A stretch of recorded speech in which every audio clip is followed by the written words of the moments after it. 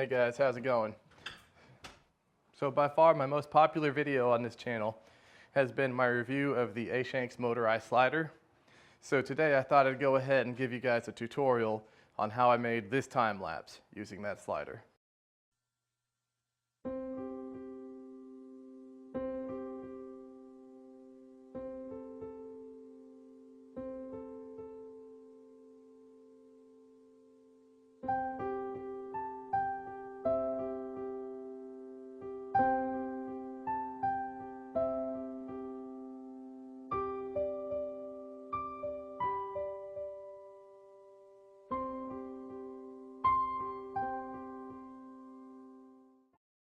Alright, so for the sake of time on this video, I'm just going to go ahead and breeze through the physical assembly under the assumption that you've seen some of the other videos online.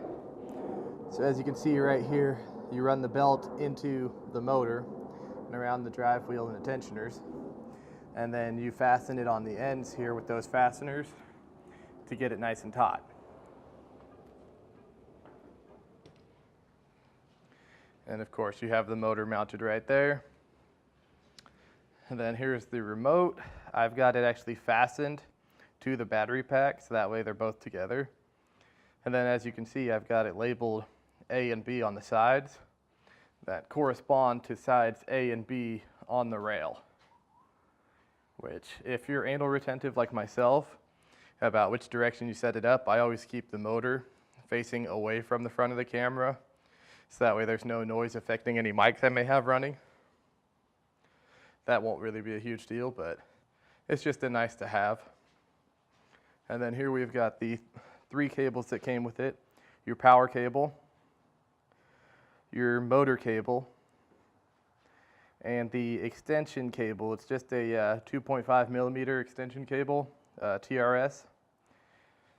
And that is used in conjunction with these cables. This one's for my T5, so that I can control the shutter. And then this one is for my 7D Mark II. So as you can see here, I've got my battery pack connected to my controller on the power cable there. And then I've got my controller cable connected to my motor. So now I'm basically set up. If I wanted to do video right now, I could go straight into that. So operation of this controller is pretty straightforward. You've got the one joystick, and clicking it allows you to select a setting. And as you can see now, I'm on video mode. And up and down allows you to control your percentage. So for my example, I'm going to go down to right around 53%. And then I'm going to go ahead and go to the A direction. So all I had to do was start it, and it is sliding left to right now.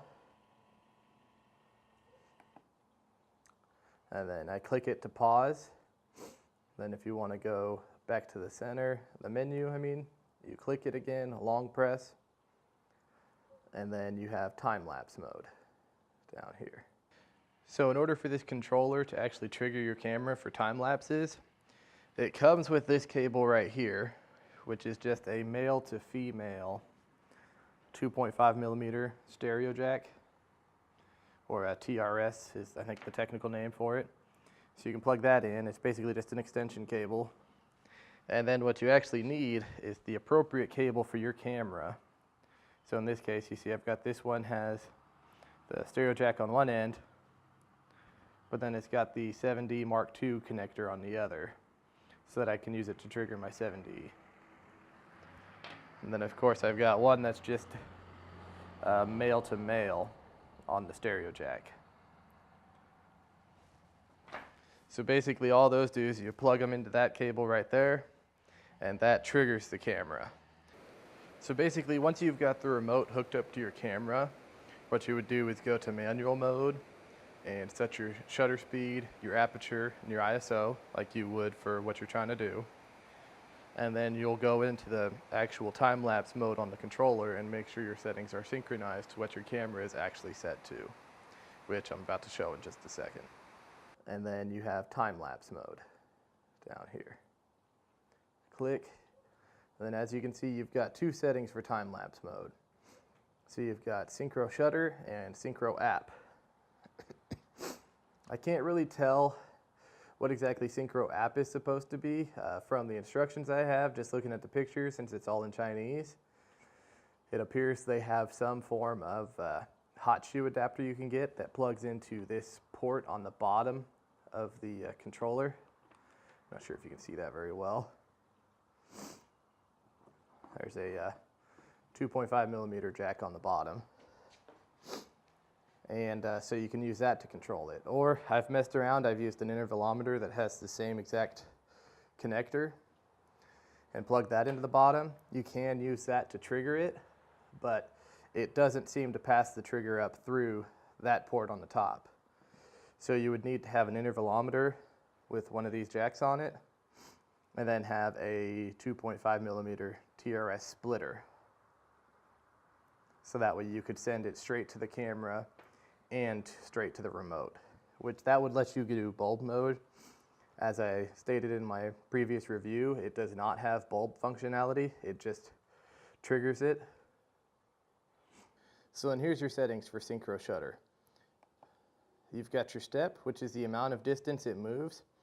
I've found that 0.05 is about the lowest you can go and still have it be reliable.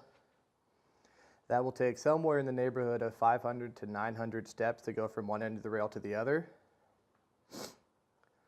And then you've got your delay, which is that's how long after it moves before it triggers the shutter.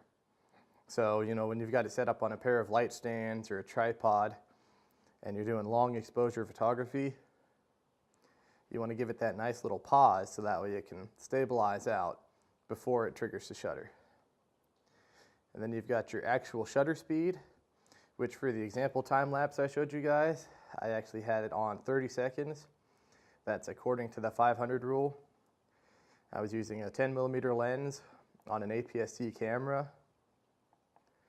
And so basically the 500 rule is you divide 500 by your focal length, or your full frame equivalent focal length, to get your shutter speed. So a 10 millimeter lens on an APS-C is actually a 16 millimeter equivalent. So 500 divided by 16 is roughly 30 seconds. And then your P down here is the number of shots it will actually take. So I generally set mine higher than I think I'll need because I just let it keep going until the battery dies.